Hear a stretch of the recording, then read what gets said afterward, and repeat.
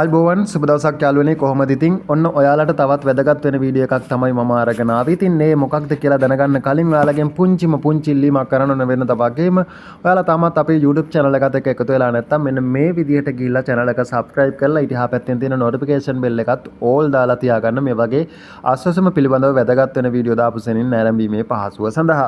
ඉතින් යාළුවනේ ගොඩක් දෙනෙක් ආස්වාසම පිළිබඳව මුදල් පිළිබඳව මේ වෙනකොට විමසිල්ලෙන් ඉන්නවා. ඉතින් ඒ අයට සුබ ආරංචියක් තමයි මම අරගෙන ආවේ. ඉතින් ඔන්න අස්වැසුම සුපසාධක ප්‍රතිලාභ මණ්ඩලය මුදල් ක්‍රම සම්පාදන සහ ආර්ථික සංවර්ධන අමාත්‍යාංශය විසින් නිවේදනයක් නිකුත් කරලා තියෙනවා මේ වෙනකොට මේ මුදල් සම්බන්ධයෙන්. ඉතින් මේකේ සඳහන් කරලා තියෙන එක මම චුට්ටක් ඔයාලට කියන්නම්. සුබසාධක ප්‍රතිලාභ මණ්ඩලය විසින් මැයි මාසයට අදාළ අස්වැසුම ප්‍රතිලාභීන්ගේ දීමනාව 2025 මැයි මාස 22 වන දින අස්වැසුම ප්‍රතිලාභීන්ගේ බැංකු ගිණුම් වෙත බැර කිරීමට කටයුතු කරනු ලැබේ කියලා තමයි මේකේ සඳහන් කරන්නේ. මෙලෙස අස්වැසුම සුබසාධක ප්‍රතිලාභ වැඩසටහනේ මෙතෙක් සුදුසුකම් ලැබූ පවුල් 14,23,305ක් ඉන්නවා කියලා තියෙනවා ඔන්න.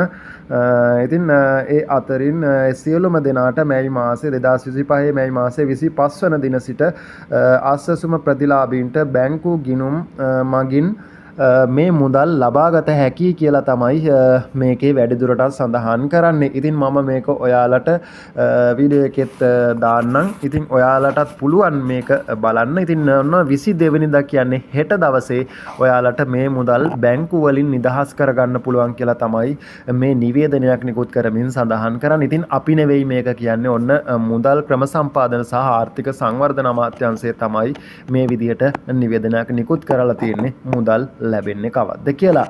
ඉතින් යාළුවනේ මම හිතනවා සියලුම දෙනාටම මුදල් ලැබෙයි කියලා හෙට. හැබැයි මෙතන සිස්ටම් එක බිසි වුණොත් සමහර විට 23 වෙනිදා වෙනකොට තමයි මේ මුදල් ඔයාලට සම්පූර්ණයෙන්ම බැංකු ගිණුම් වලට බැර වෙලා අවසන් වෙන්නේ.